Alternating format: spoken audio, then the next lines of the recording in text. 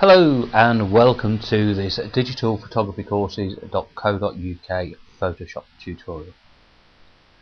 Hopefully you've watched the previous tutorial dealing with levels and curves, and this one is going to be still dealing with levels and curves, but we're going to be using what's called adjustment layers.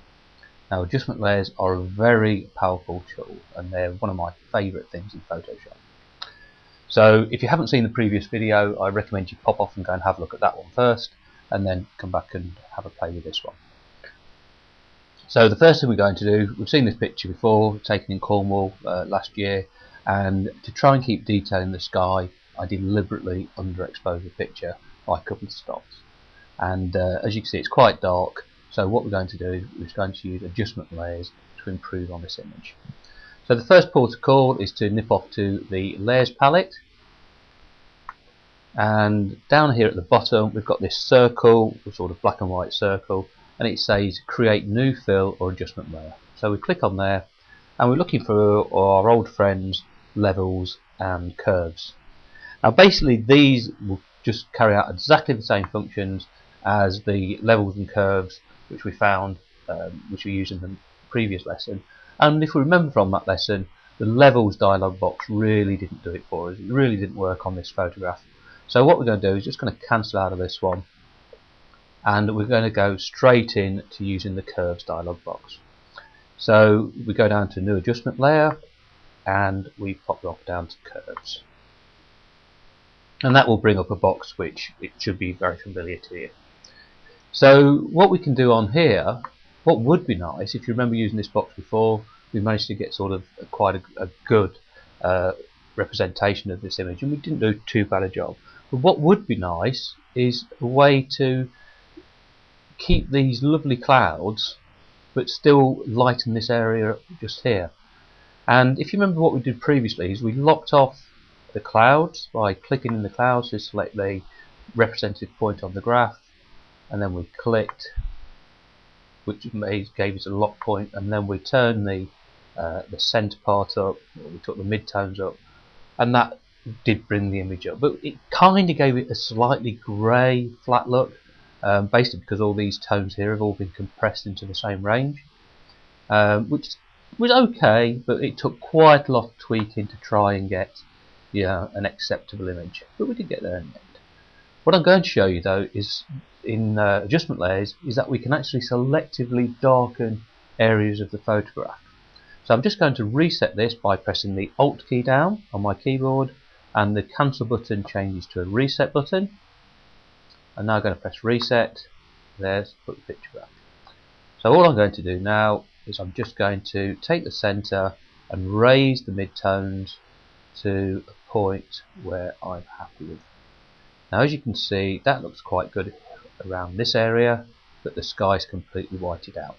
But I'm not worried about that. And the reason is this.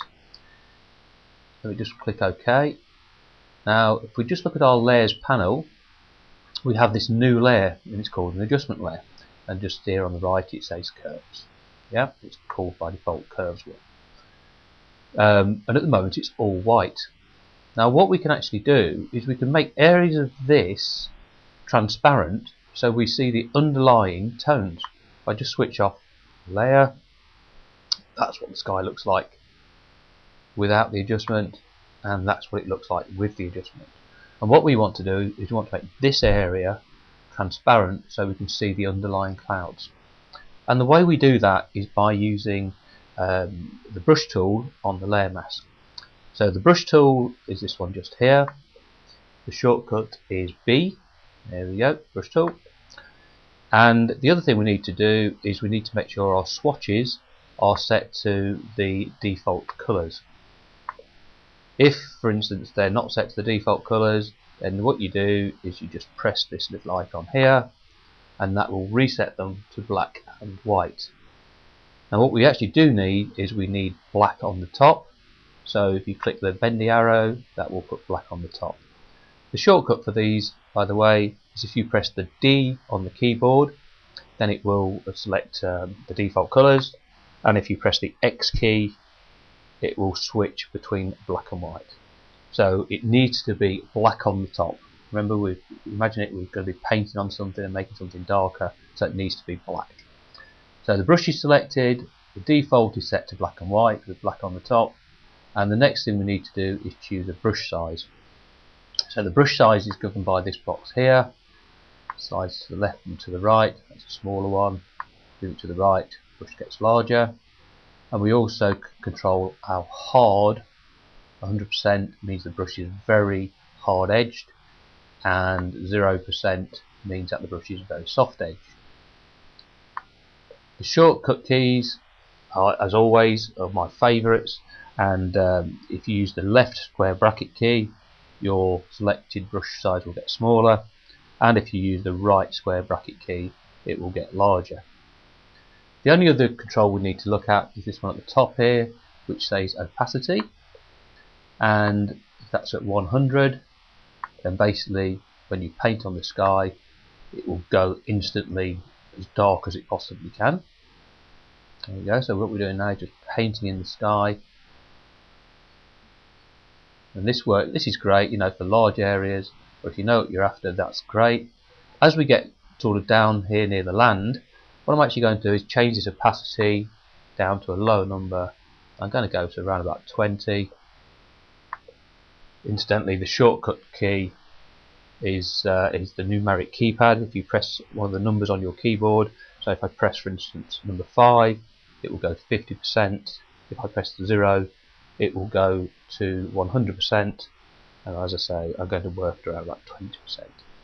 With the 20% selected, it means I can gradually build up areas that I want to be darker.